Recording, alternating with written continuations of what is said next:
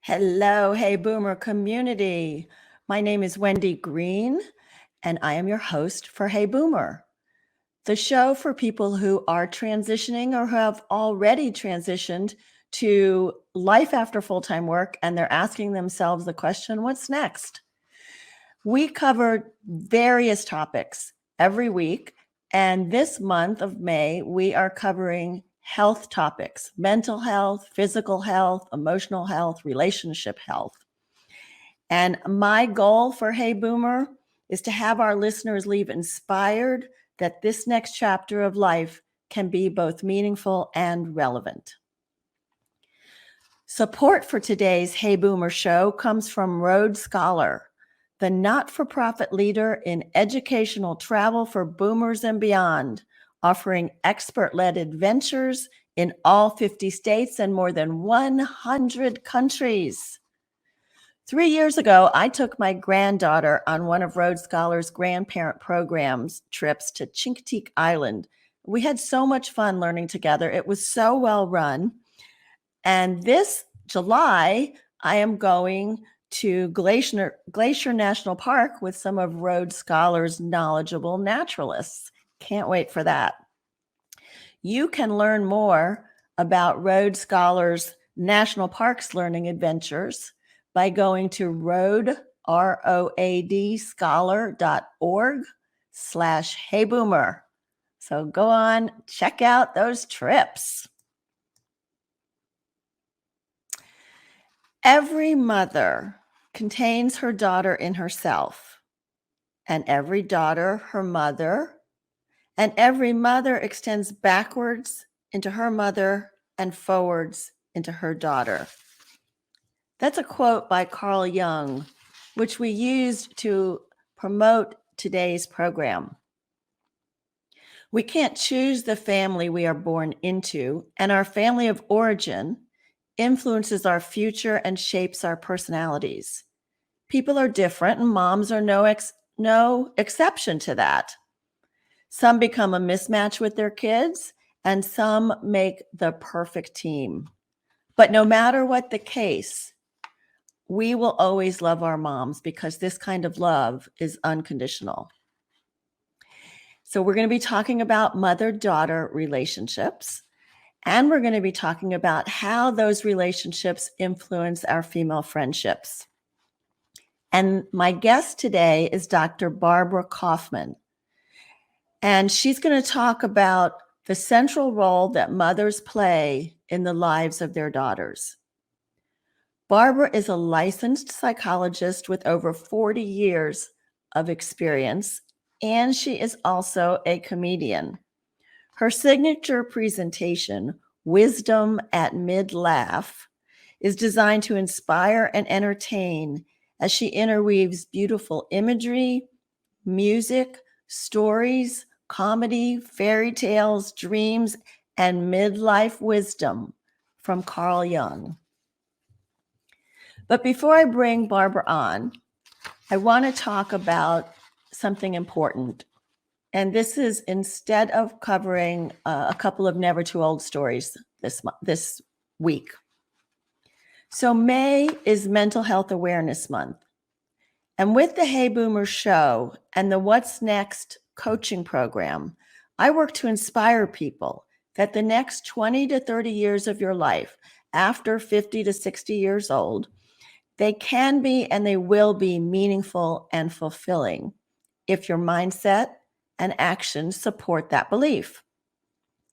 As a certified coach, I practice on the philosophy that my clients are basically in a good place emotionally and mentally, but that there may be some limiting beliefs or some assumptions that are holding them back from getting to that place where they want to go. And through a series of questions and exercises, we work to uncover those beliefs and build a new set of more supportive beliefs. But there are times when all of us can slip into a dark place. And that is when it is important to work with healthcare professionals and clinical psychologists. Mental health is an incredibly important part of our overall health. With the growing number of Americans experiencing mental health issues, especially after the pandemic that we've been through, it is important that we're able to talk about this and destigmatize it. There are numerous resources, and I want to share two with you. NAMI.org is the National Alliance on Mental Illness. National Alliance on Mental Health Illness. And that is a tremendous resource, educational resource for people that want to explore more about it. The other site that I want to share with you is more for if you or one of your loved ones might be in crisis. And that's the Mental Health America site. It's MHAN. So mhanational.org/crisis resources. So that's a good place to go if you need some more immediate support. So I'm looking forward to bringing you this month's topics, focusing on health. And today we're going to be focusing on the mother-daughter relationship. And with that, I want to bring on Barbara Kaufman. Hi, Barbara. Hey, boomers. Do you have like you should have like a cheer when we should have a cheer. Hey, a boomers. cheer. Uh-huh. All right. Well, you can help me work on that. Okay, I will. All right. But I'll refer to you as Boomer Wendy if that's okay. Okay. And you can refer to me as Boomer Barb. Anyway, so yes, I want to start with getting to know a little bit more about you, your background, and what went from psychology to comedy shrink. Okay. Let me just comment, if I might, on what you were saying in terms of mental health and getting into a dark place and a dark night of the soul. I think that is part of the human experience. I mean, sometimes we do get into dark places. The important thing is to not get stuck there and to move beyond. And it is important to talk, or psychotherapy could be a process that could benefit many people. I want to emphasize the importance of how hard it is to initiate psychotherapy, but also that you are also choosing somebody to work with, and psychotherapy should be helpful. So to get in there, and also being the judge of things, if I'm coming in with a serious depression and it's not getting better, then maybe I need to look at that. But that's sort of consumerism and mental health, and that's a whole nother topic. But yeah, really important to reach out and not get too stuck in dark places. Yeah, thank you for that, Barbara. And we all, we all need that help sometimes. And sometimes we don't even have to be in a terribly dark place. We just know that we're stuck and we need some help. Yes. We need somebody to help us to start searching again, Yeah. But anyway, you didn't have me on today just to talk about this. So you want me... No, we're going to talk about mothers and daughters. But first, I want to learn more about you. How did I get into comedy? I think was 45 years of coaching, of counseling, of psychotherapy, being a psychologist. Well, they're two different questions. One started when I was in my early 20s, and my attraction to becoming a psychologist and a therapist. The getting into comedy was, when I was in training for a lot of my work as a psychologist, I was in various staff conferences and would always be sort of joking around a bit and having a lot of fun with that. And then when I was in my 40s, a group of friends were having these 40th birthday parties, and I started dressing up as Saturday Night Live characters and sort of roasting them. And then probably about 15 years ago, I thought, I don't want to do that anymore. So I started going to the comedy clubs, but you know, and you know, it was fun, and I think I was fairly successful, but it was a different age group, and I really wanted to work with boomers. Of course, they get you. Yes, yes. So that's when I kind of developed just doing my own stand up, and also this other piece with which is a multi media presentation of uh, midlife and beyond with fairy tales. It's very Jungian with fairy tales and poems and stories, and I bet yeah. it's fun. I bet it's great. I would love to see that sometime. Okay, All right, I'll keep you posted. please do. Mothers, Mothers mothers and and daughters. daughters. So how did you, what compelled you to want to talk about that today? Because we bounced around about a couple of ideas. Yeah, well, I think because it was before Mother's Day, and I think you know, it's just a great topic as we come upon mothers just being so central, you know, in the gestalt, so to speak. Okay. Yeah. All right. So happy Mother's Day this weekend, everyone. And let's dig in to Okay. what is the relationship about? Okay. Um, I want to start off by saying the fact of having the mother and the daughter as the same sex is very important. This is a a paragraph by Adrienne Rich who talks about this. There is nothing in human nature more resonant with charges than the flow of energy between two biologically alike bodies, one of which has lain in the amniotic bliss inside the other, one of which has labored to give birth to the other. The materials are here for the deepest mutuality and the most painful estrangement. So, you know, from the beginning, the mother and daughter being the same sex means it's easier to project onto the same sex child, which means I may look to my daughter unconsciously some of my wishes, some of my needs. You know, maybe I could think in my life a little bit about getting from my mom that, you know, her wish to be loved and for me to um, sort of be responding to that, her wishes that didn't get fulfilled. Or mother daughter, there's this projective identification. I am you, you are me. It's sort of from the inside out. You could know mother daughter from the inside out, if you will.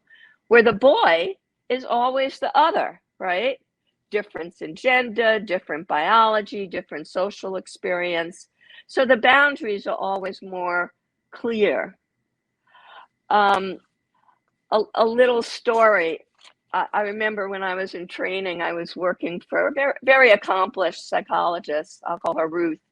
And she shared this. She said, you know, when my son separated or, you know, ran away from me, it was okay. It was expected, you know. But when my daughter started separating and moving away, it felt like a personal rejection. So there's a lot of difference in that. And, you know, the daughter's separation is more fraught than the boy's separation. So women boomers could ask themselves, did my mother hold me too close? Did she want me to be too much like her? Was there, um, you know, did I have a mother who pushed me out and didn't allow me to be close? Or for the daughter, the key of here in this blissful attachment and holding back or changing that could feel like a betrayal, right? So there's again the capacity for that deep mutuality and also the separation and becoming one's autonomous independent person is harder for the woman. It's not a clear boundary as with a son. So that's why we hear so often about the struggles that we as daughters or we as mothers may have with our mothers or daughters, because we're wanting to hold on, but we're also wanting to separate. We're wanting to make them like us, but we're also trying to think about, well, maybe they need to be who they need to be. Is that? Well, I'm not sure it's all that conscious. Some of this is conscious, some of this is unconscious. But just that sense of finding yourself as a daughter in such a similar, so much projection, identification going on is very different than the boy who is always separate, right? Always different.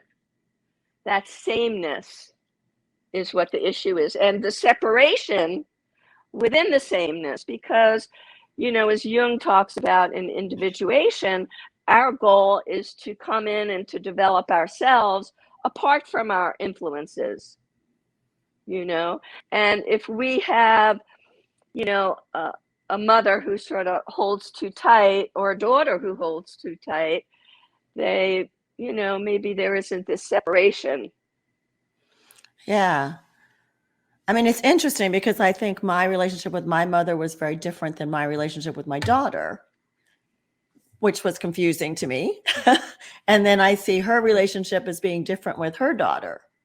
And so, that quote that we started with about looking back and looking forward from our influences. I mean, I guess, is it a reaction to one way of mothering that we are doing something different, or is that the separation? Well, why do you think, Wendy, that there's differences? Not that that's a bad thing, but when you look and you see those differences in the female, in the generations, why do you think that is there? Part of it, I think, Barbara, is our biology. Is it how you're raised or how you're born, right? And I think I was working hard to please my mother and my father, and I think my daughter was like, oh no, I'm ready to separate. I'm 2 years old and I'm gone.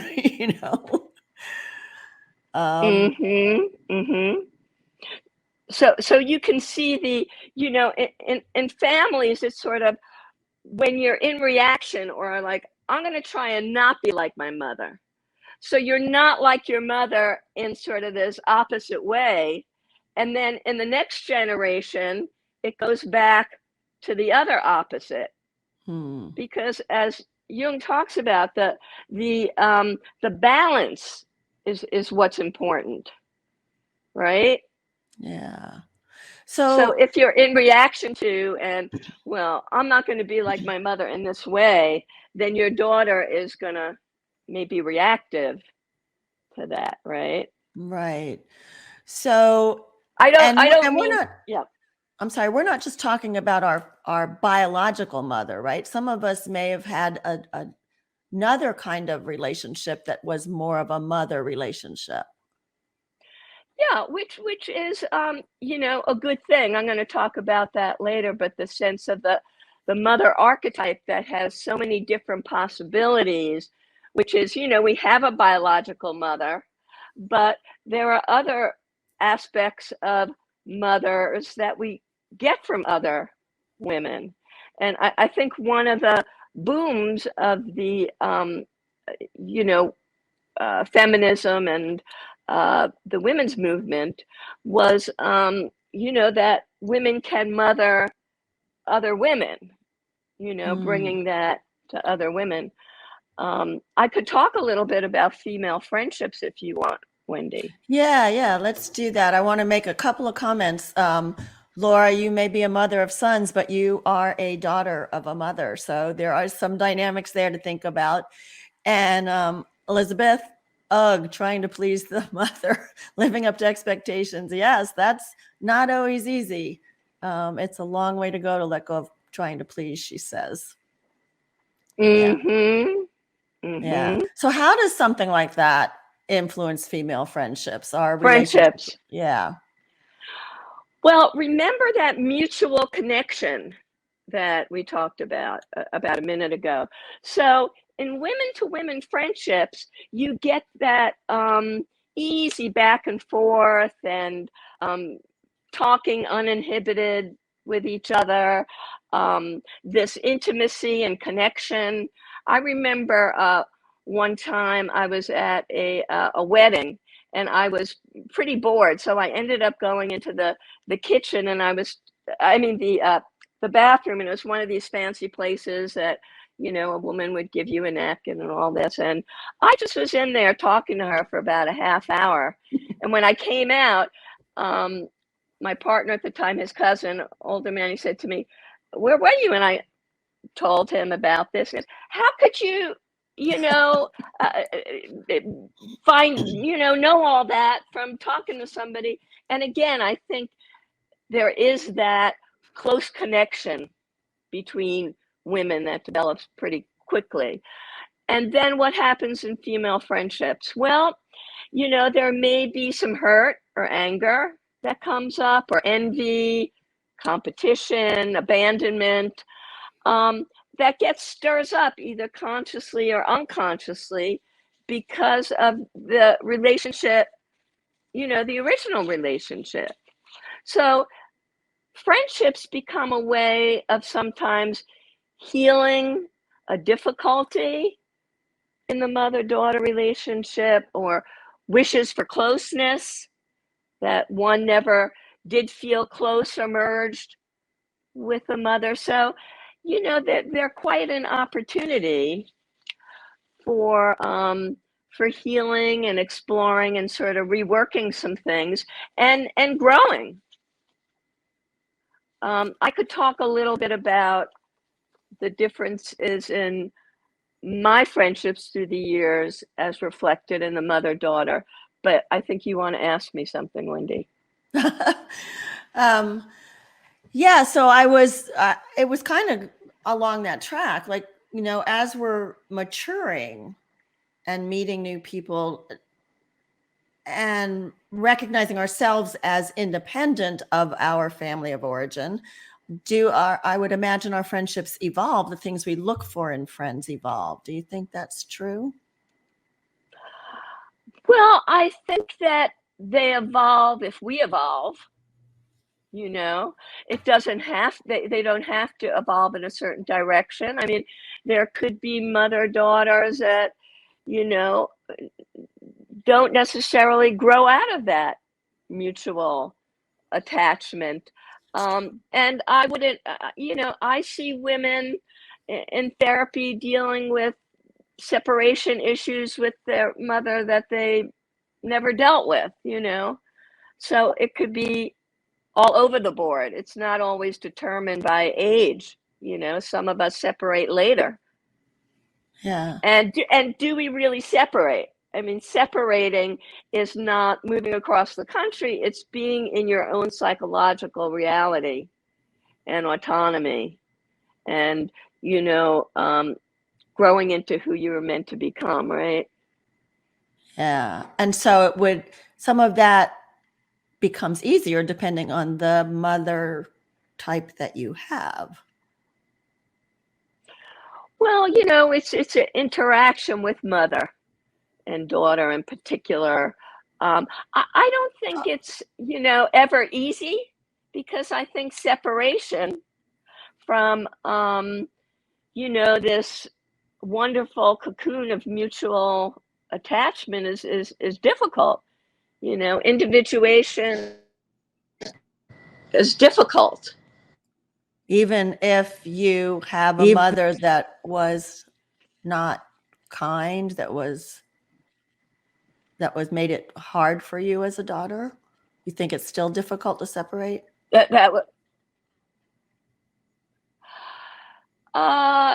yeah, yeah.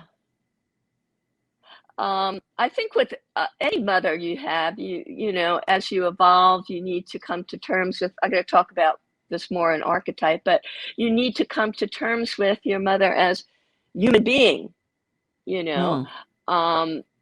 Maybe she's a, I think we're all affected by women's characteristics, because we're all mothered early by women. So women's, let's say if a woman is critical, we're affected by that more because mostly it's women who are doing the mothering at a young age when children are young. And I totally get what you just said about seeing ourselves or seeing our mothers for who they are. I think I realized when I went away to college for a year, not living at home that first year, I saw my parents differently and the roles that they played in the family, as more as people than as parents. But that was probably the first time for me. I wasn't that rebellious teenager. But talk about the archetypes. I think that would be interesting. Okay, I will. I'll do that right now, Wendy. Okay. Okay. Now, what is an archetype? That's what you were wondering. And archetypes, it's a difficult concept sometimes to understand, and there's many different definitions of it. But anyhow, the two that I find most helpful is an archetype is a predisposition of the human psyche that seeks its match in the environment. And it's also the deepest, most collective part of the psyche. So an archetype, the mother archetype, may be something, that cavemen dealt with, right? I mean, it's the sort of the psychological history of humanity, if you will, although some people might disagree with that. But anyhow, the mother archetype, everybody is born to mother. And in some ways, mother unconsciously is the image of the totality of life, right? Mother Earth. But I think it's important to remember that every archetype is bipolar, which means the mother archetype, the positive, beautiful, Venus, Mother Mary, protector, nourisher, empathy, positive mirror, that's all the positive mother archetype. The negative is the evil fairy tales, the evil stepmother, Medusa, devouring, disease, holding fast onto destruction. For instance, Mother Earth brings back into itself, right? I mean, you're born, but there's also the destruction of going back into the mother archetype, right? So, when we deal with mother, we're dealing with the archetype of positive and negative. Let me talk a little bit about mother love.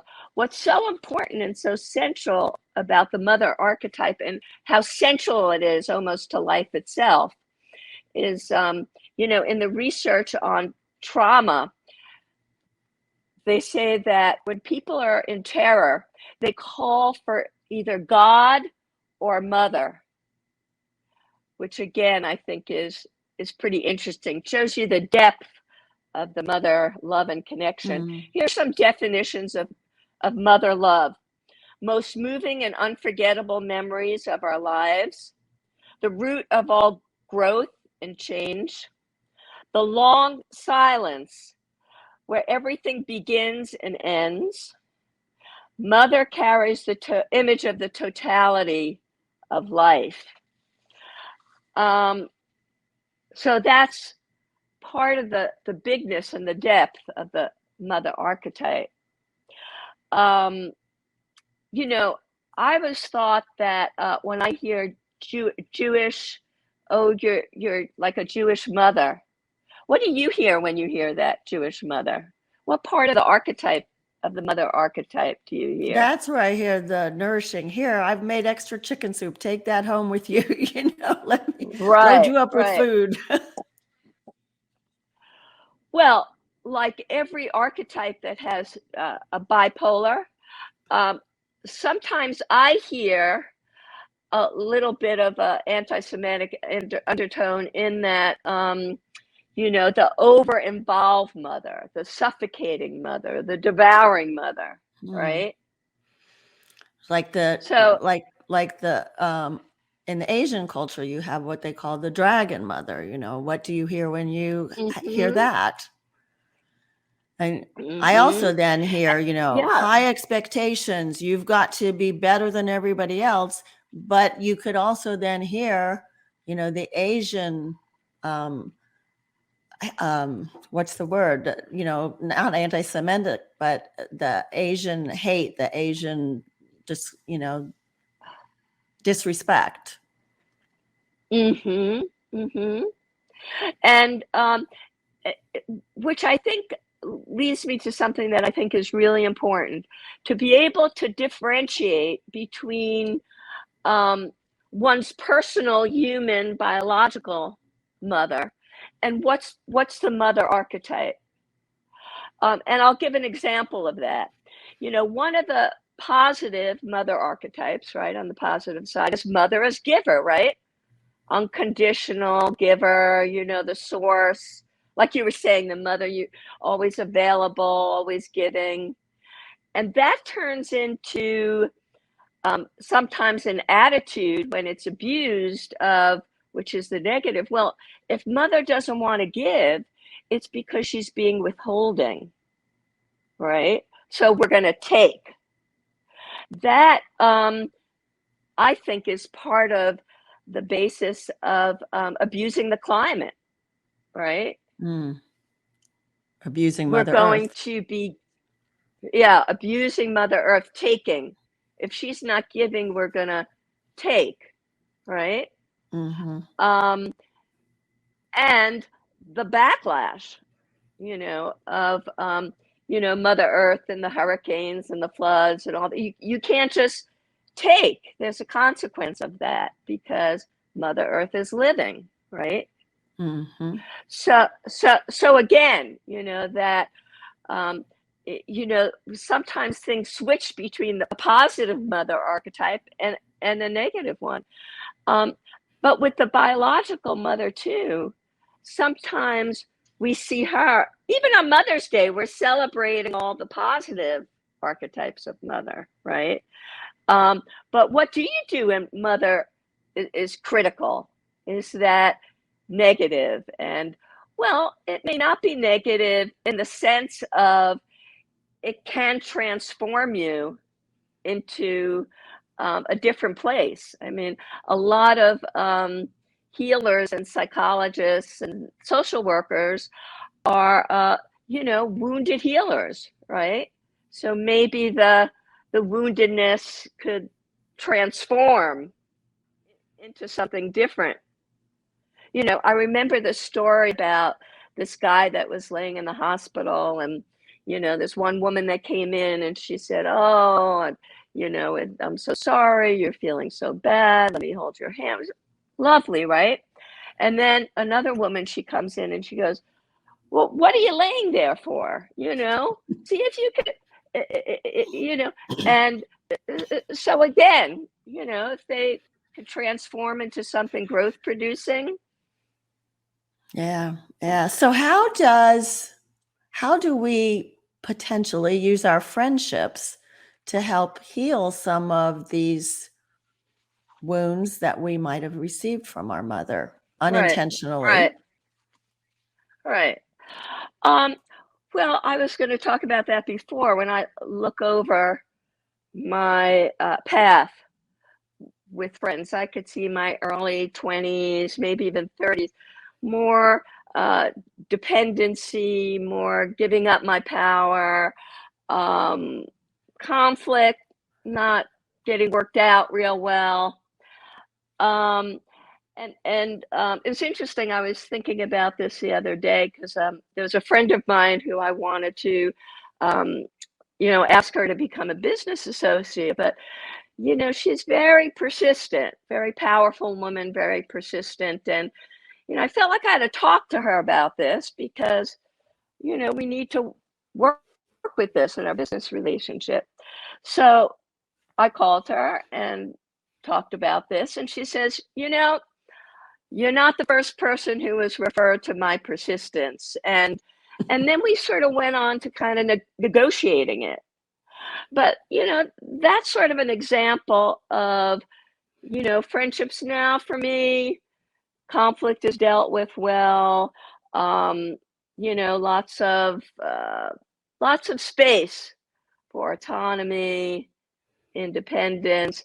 So, you could ask yourself, what do my female friendships look like? How do I need to grow in them? And how do they reflect that,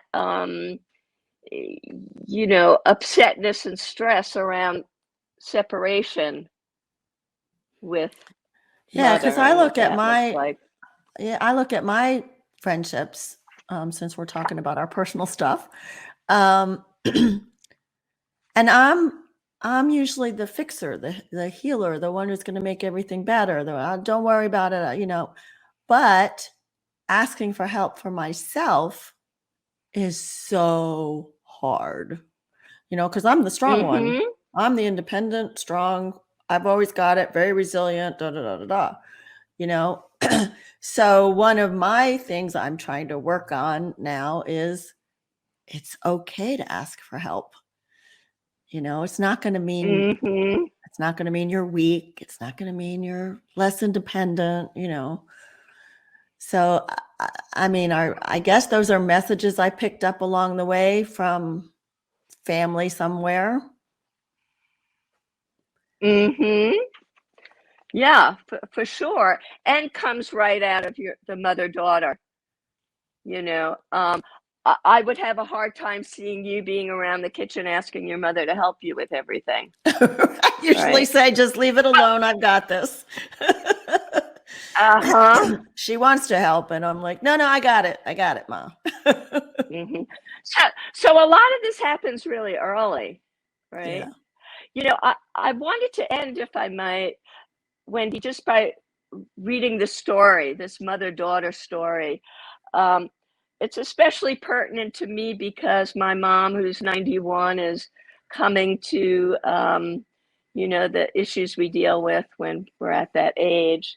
And it talks a lot about the mother-daughter, and just what you're saying about the negative mother and the criticism, and also being able to separate from that, right? We have to carry that with us. Okay, it's called The Book of Angels by Sophie Burnham. Okay. Excuse me. Burn. Nham. Okay. My brother and his wife and David and I talked in whispers in the kitchen, as if she could overhear from upstairs. The sight of our mother lying down was still new to us. In 40 years, we'd hardly ever seen her sick. And then suddenly, she had 2 battles with cancer. We worried the pneumonia might be serious. A month later, she was in the hospital. I moved to Baltimore to be nearby. Every day I drove to see her in the hospital, and every day she bickered and quarreled with me. Reporters at the New York Times had gone on strike. My husband was out of work. Our financial situation precarious. I had taken a job as a consultant to a federal agency and was keeping my sanity and reducing my grief with bouts of intense, hard work. My mother picked at me. Why didn't I relax? Just sit in the garden, take it easy, and do nothing for a while. Why did I always have to work? What was wrong with me? Intermittently, she would worry about our finances. Were we all right? Could David find another job? But usually, her attention focused on the fact that mine was divided. Looking back, I see quarrels that were partly my fault. I didn't comprehend her fear. Why didn't I tell her I was scared for her and for myself? One day in the hospital, she lit into me again. Peck, peck, peck. Nothing I could do is right. I sank deeper into my chair, desolate. What was I doing here when all she did was tongue lash me? At this moment, a broad-faced Black woman came in to wipe the floors of the cramped hospital room. Hardly fit enough hardly big enough to fit a bed, a chair, and a chest of drawers. My mother was sitting straight up against her pillow. She wore a nightgown with a little bed jacket on it. Her hair, free from its customary bun, lay thin and loose on the pillow. Beside the bed stood an enormous oxygen tank with a plastic tube running down her neck. She shot charges off at me, complaining about the way I dressed and my pathetic efforts to write, and scorning my assignment on urban affairs. Not even the entry of the hospital attendant quieted my mother's tirade. I hunched in my chair, hurt and angry, wondering if I should simply get up and leave. Here was my mother, dying. There were things we should be saying to each other, not nagging and picking. I grudge you the mother talk. The Jamaican charwoman stopped her mopping. My mother and I both looked up startled. Neither of us understood her lilting island accent, but a thrill of recognition threw me. What? I sat up straight. I grudge you the mother talk, she repeated, looking from one of us, smiling with a broad gold smile. My own mother died when I was 12, she sang, and I've no one all these years to give me the mother talk. It's so nice to hear.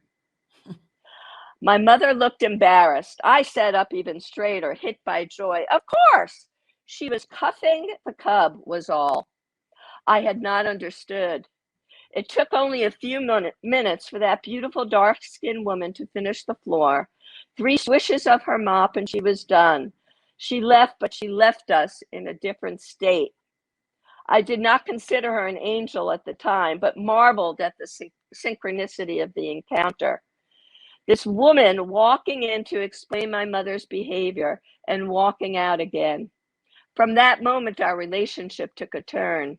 We began to talk on another level.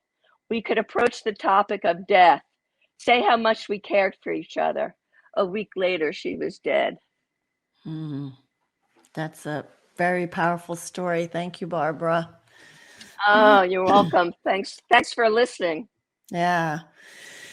So I want to finish what you're sharing with us by asking you, as I ask everybody, if there are 2 or 3 takeaways you'd like to leave with us at midlife and beyond, to think about with our mother and daughter relationships.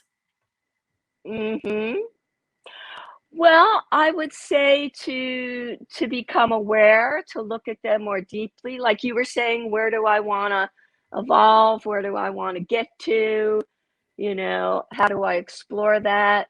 I think beyond mother and daughter, just for the, you know, that understanding the difference between the mother archetype and Mother Earth. And, you know, it's interesting that the Me Too movement and the climate change are so similar, you know, both in the sense of, you know, women expected to give and taking, right? So the abuse of, you know, the mother archetype.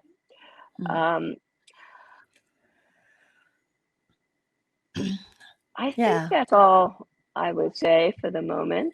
Yeah, I think that's important. So to look at your relationship with your mother, become aware of it and where you might need to go and heal next. So thank you. And with female friends. And with female friends, right. So I wanted to share how people could find out more and talk to you if they're curious about more about this and about the work you do as the comedy shrink. So you can email Barb at barbkauf, Kauf, the number 8 at gmail.com. And you can check out her website, comedyshrink.com, where you can maybe book her for a workshop or a program that you have coming up, because that would be a lot of fun. So thank you, Barbara. And thank you, Wendy. Yeah. And I just wanted to also say that if there are ways that I can help out with questions that you have, you can email me at wendy@heyboomer.biz, B-I-Z, and also ask to join our Facebook group where we support each other as we're moving into what's next. My guest next week is a woman named Heidi Skolnick. Heidi is co-author of The Whole Body Reset, and it's about the power of protein timing to keep our bodies running at maximum efficiency as we age. The program was developed in conjunction with AARP and is well researched. And I'm going to be giving away 2 Whole Body Reset books to listeners who refer someone to the show and that person subscribes to the email list. So I'll have more information about how to do that next week, but start thinking about who you might want to refer so that you can get a copy of the book. Like I said, the Hey Boomer What's Next group on Facebook, try and join that. Don't forget about checking out some of the Road Scholar trips at road, scholar.org/heyboomer. Some amazing trips. I know you would love them. And thanks for tuning in today. And I want to remind you to live with passion, live with relevance, live with courage. And remember, we are never too old to set another goal or dream a new dream. My name is Wendy Green, and this has been Hey Boomer.